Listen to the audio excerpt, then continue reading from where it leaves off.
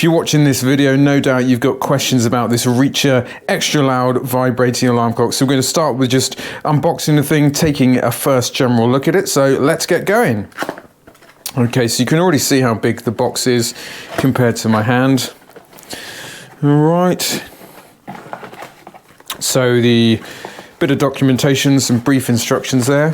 It comes with its own charger. All right, so make sure you hang on to that. All right. And it also comes with this sort of charging dock, which is kind of handy. So you don't need to leave it charged in. You can just making sure the charging points line up there. And when it's charged, it gives about 29 hours of charge, apparently.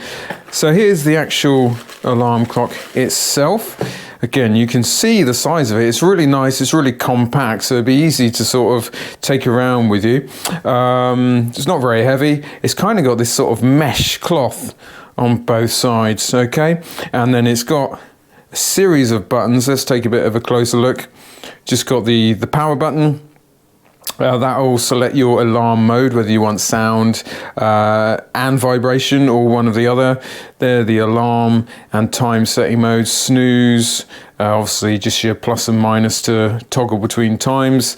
That's your vibration setting, and then your auto dim, and then the dimmer setting. It's got a handy little tab here as well if you want to sort of attach that, hang that to anything.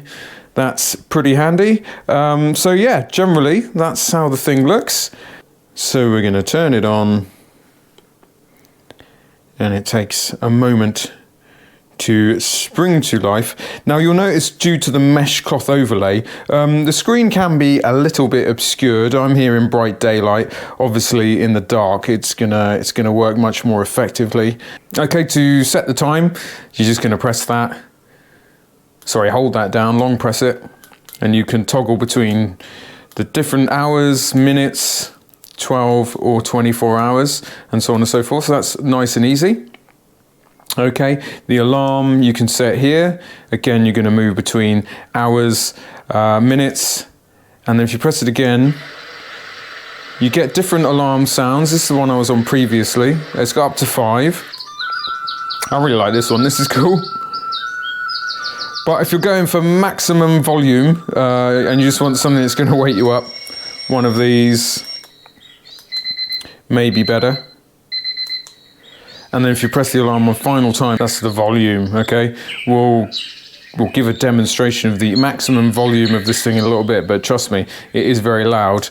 Okay, it's got a snooze facility like many alarm clocks. Oddly, it gives you 9 minutes of snooze. I don't know why they chose that number.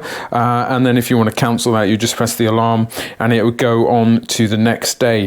This one will select your vibration, and we'll check that when we check the volume. And then it's got a dimmer thing. If you have that off, it will automatically select the brightness via this little light sensor here, depending on the darkness of your room. But if you want manual control of that, you can just do that. So now I've turned it off and you can do it manually.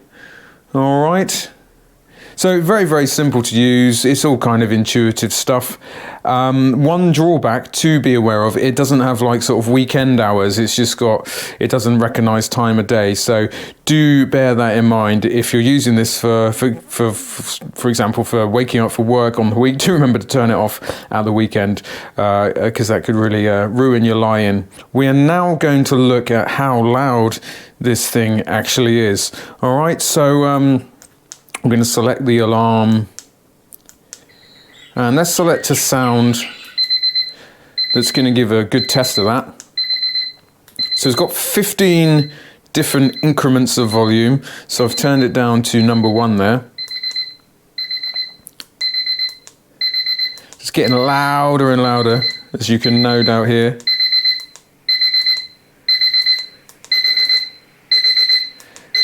And that really is, you might not be able to tell on the video, but that is ear-splittingly loud. Let's stop that.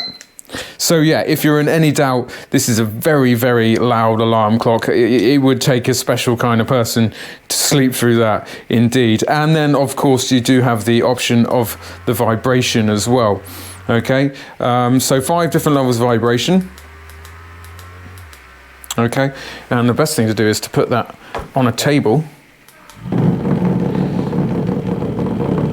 Okay, that's just vibration level number 1. Vibration 5 is like a little motor running. It's incredible. So remember, you do have the option to use it with vibration mode only. So if you are sort of sleeping in a shared setting, that might be useful. So the noise isn't going to wake others up, but you can have this thing under your pillow, and that's going to that's going to certainly wake you up, wake most people up. Again, if you can sleep through this thing, then power to you. Is this thing useful for travel? I think it's perfect if your standard, smartphone alarm isn't loud enough to wake you up. This certainly would be, and it's very convenient for travel. It's very, very small, as you can see. It's going to fit in your pocket. It's certainly going to fit in any kind of bag.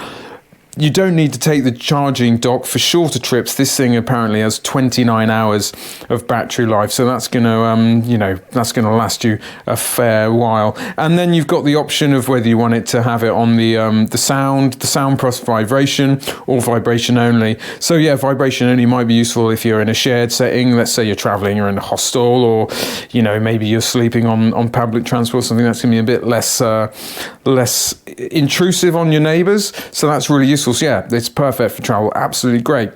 Yeah, so my overall impression of this thing is it's really, really good. It is super, super loud, and the vibration as well is very, very strong. So if you're the kind of person who sleeps through, a nuclear war, or indeed if you're hard of hearing and want the vibration feature, this absolutely ticks the box. So yeah, go and grab it.